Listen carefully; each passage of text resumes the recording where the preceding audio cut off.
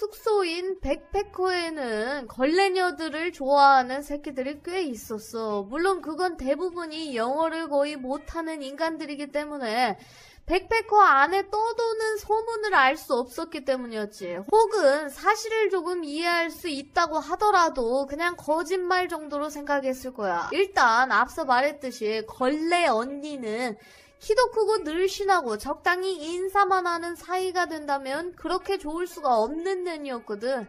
항상 친절하게 인사하고 인사할 때 미소를 짓곤 하는데 한국에 와서 우연히 2년이 활동하는 블로그라고 해야 되나? 개인 온라인 공간을 본 적이 있는데 거기 프로필에도 활짝 미소를 짓고 있었지. 다른 건 몰라도 그 미소가 꽤나 선량하고 시원시원해 보이는 호감형인 건 사실이야.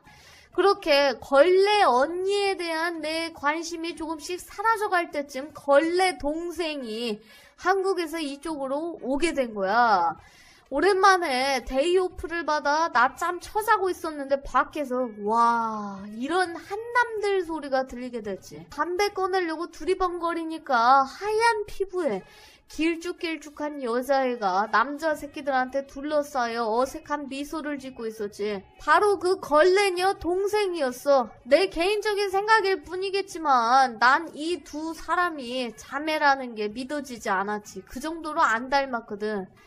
언니는 피부가 그리 하얗지 않고 오히려 태닝한 듯한 피부에 좀 멍한 얼굴인데 반해 동생은 약간 백치미가 있어 보이긴 하지만 이목구비가 비교적 뚜렷하고 눈, 코, 입에서 거의 닮은 부분이 없어. 한때 나는 두 사람이 이복자매가 아닐까라는 생각도 해봤지만 이름이 너무 비슷해서 그 생각은 접었고 하여튼 동생년이 오니 백패커에서 남자 새끼들의 관심은 오로지 그쪽에게 쏠리게 된 거야. 내 친한 일본 남자 새끼는 본토에서 명문대 출신인데 이 새끼가 좀 어이없게도 언니년을 좋아했었거든. 근데 그렇게 인기가 있던 언니년은 순식간에 찬밥이 돼서 한남이든 양남이든 아낌없이 받던 친절을 못 받게 됐지. 꼭 그런 질투심 때문만은 아니겠지만 언니년이 동생년을 진짜 쥐잡듯이 잡더라. 흔히 말하는 동생년 의식의 주인이 언니라고 해야 될까? 자매끼리 티격태격할 만도 한데 아무리 까불어도 언니년이 한번 지랄하면 그대로 복종해. 신기했지? 저렇게 서열이 확실한데 굳이 언니년이 있는 곳에 오고 싶을까? 아무리 외국 생활이 낯설어 적응하기 어렵다고 해도 기왕 해외에 왔으면 혼자서 살아볼 생각을 해야지. 언니년은 그런 부분 때문에 부모를 설득한 것 같기도 하고. 나중에 예측이 되기로는 동생년도 언니처럼 호주에 오고 싶었는데 부모한테 허락을 받을 수가 없으니 언니 SOS를 쳤고 언니는 농장 생활 할만하다. 부모님께 손 벌릴 일은 없을 거다. 라는 멘트로 설득을 시켜 동생을 호주로 불러온 듯 하지. 동생은 피부가 하얗고 생김새는 달랐지만 가슴은 언니보다 조금 컸어. 그래봤자 꽉 찬 A컵보다는 작아서 50보 100보인데 여튼 그 와중에도 언니년은 아일리시랑 계속 사귀고 있었고 동생년 내 눈치로는 그걸 대단하게 보는 것 같았어. 그러던 어느 날 독일 남자 새끼 하나가 동생에게 대시를 하는 거야. 이 독일 새끼 완전 잘생겼거든. 외국 배우 중에 무슨 프랭코였나? 스파이더맨 1편의 친구였다가 빌런이 돼서 날아다니며 폭탄 던지는 새끼랑 닮았는데 이 새끼가 피지컬이 더 좋을 것 같아. 여하튼 프랭코의 리즈 시절을 연상시키는 독일 놈은 내가 알기로는 조금 까지긴 했지만 그건 컨셉 같았고 여자 사귀지 못하는 이유가 순진함 때문으로 보일 정도로 약간 어설픈 놈이었지. 근데 이 새끼는 진짜 동생년한테 완전 반했는지 구구절절 진짜 보는 사람 마음이 다 아플 정도로 구애를 했고 결국 동생년은 약간 프랭코를 받아주는 것 같았어. 어느 날인가 자매방을 지나가는데 무릎을 꿇고 앉아있는 동생의 무릎에 프랭코가 머리를 기댄 채로 누워있는 걸 보게 됐지. 둘이 서로 얼굴을 보며 장난을 치는데 깨가 쏟아졌고 하지만 동생의 첫 번째 양남 체험은 실패로 끝나고 말아버렸어. 동생도 프랭코한테 마음이 있었는데 걸레 언니년이 반대를 한 거지. 이유는 놀랍게도 외국에 나와 양남 새끼들 함부로 만나면 안 된다는 게 이유였고, 그렇게 들이대는 대로 다 받아주면 싼티나게 보인다는 게 이유였어. 누가 누굴 보고 그딴 소리를 하는 건지. 결론을 미리 말하자면 둘 다 퐁퐁남이랑 나중에 결혼을 하게 됐는데, 언니녀는 덩치 좋고 집안 좋은 걸로 보이는 남자와 결혼을 해서 임신한 사진까지 인터넷에 올렸고, 호주를 비롯해 외국 여행을 다니며 골빈 티나는 게시글 인터넷에 싸질러 놓곤 했는데, 적당한 모자이크와 은신술로 자기는 해외에서 농장을 다니며 성실하게 일했고 양남과의 연애 같은 건 생각해보지 않았으며, 성격이 좋아서 남녀불문 외국 애들이 자기 주변에 몰려들었다라는 식으로 분위기를 연출을 해.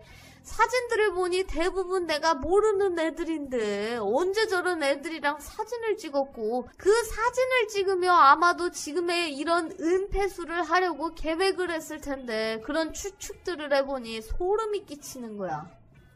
결혼하긴 했네요. 이런 년들 있잖아요. 걸레들이 시집 잘 가요 원래.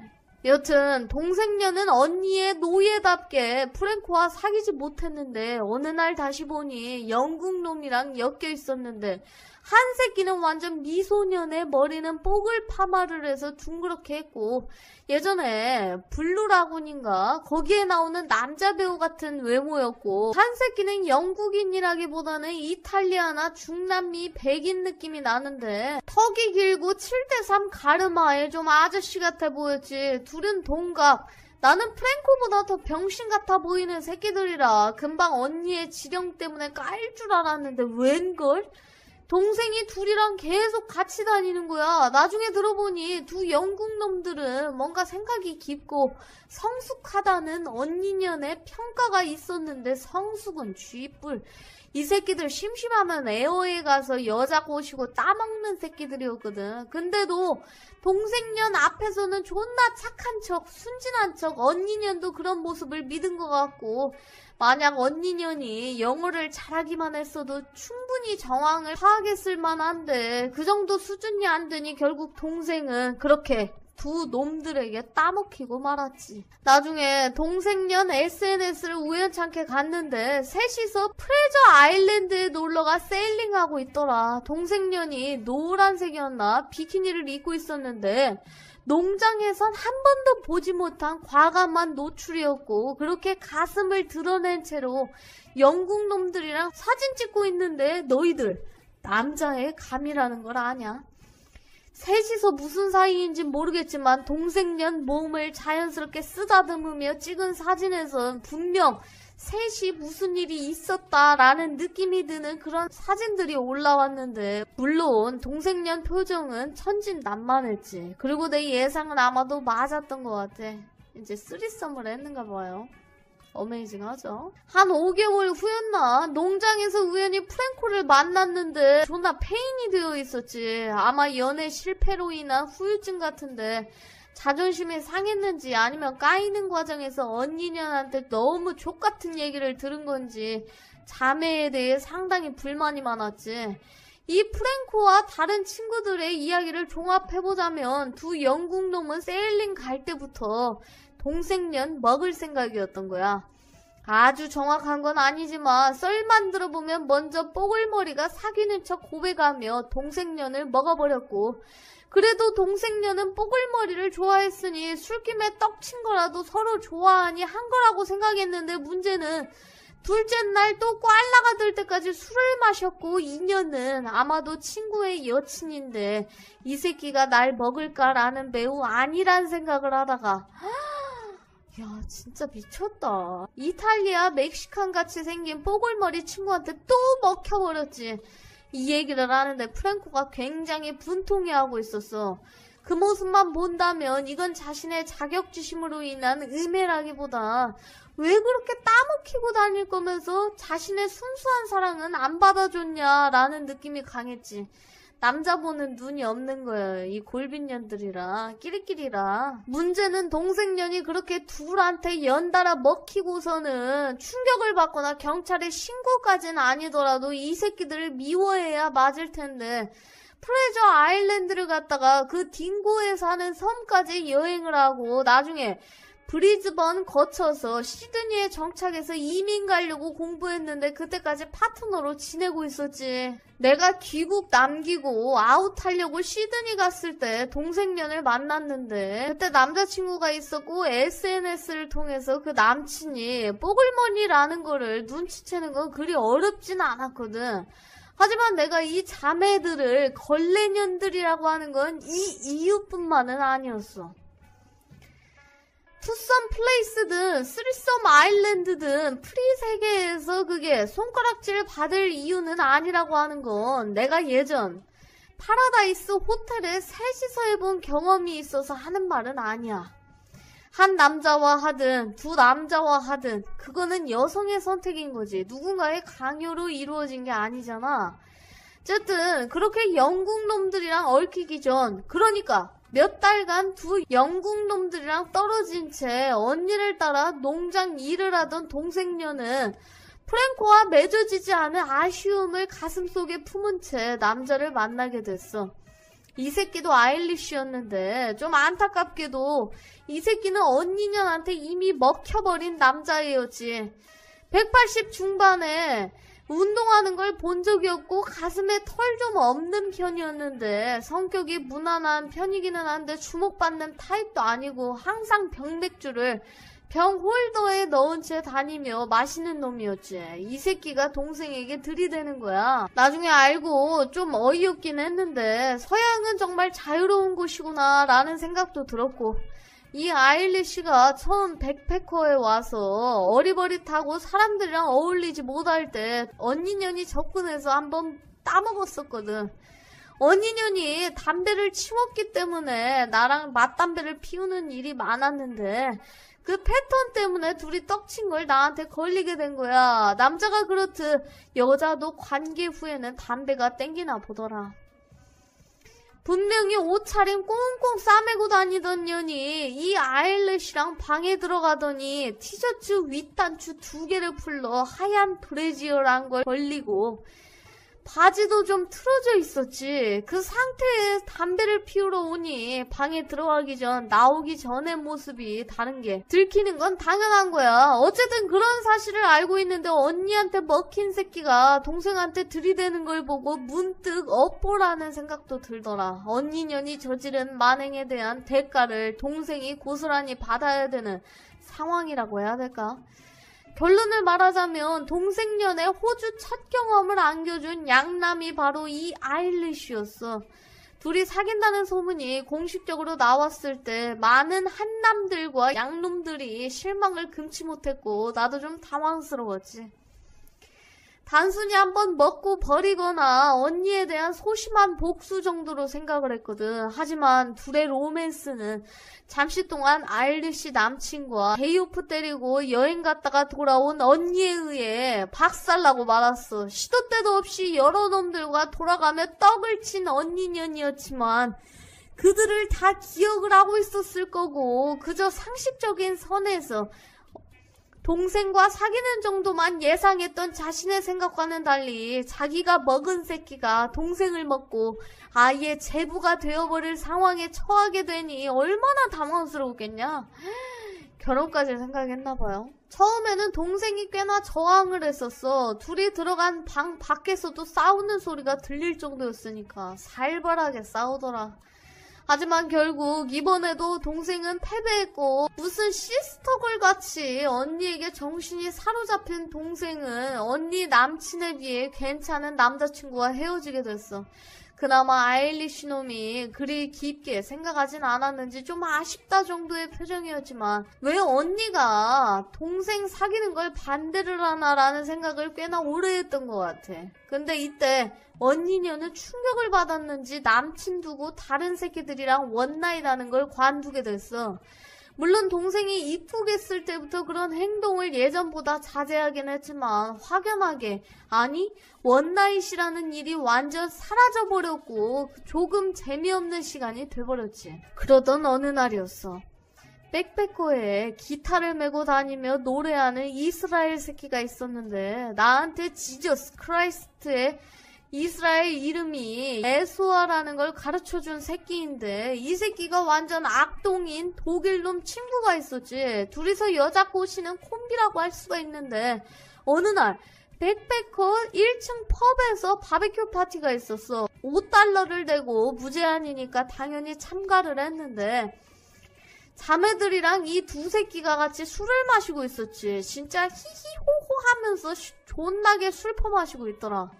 맥주잔을 몇 번 받아 먹었는지 모를 정도로 넷이서 꽐라쇼를 하고 있었는데 나는 그 모습을 보며 드디어 내 카메라에 멋진 장면을 담을 수 있겠구나 라는 생각이 들어 멀찌감치 떨어진 채로 네 사람을 훔쳐보고 있었어.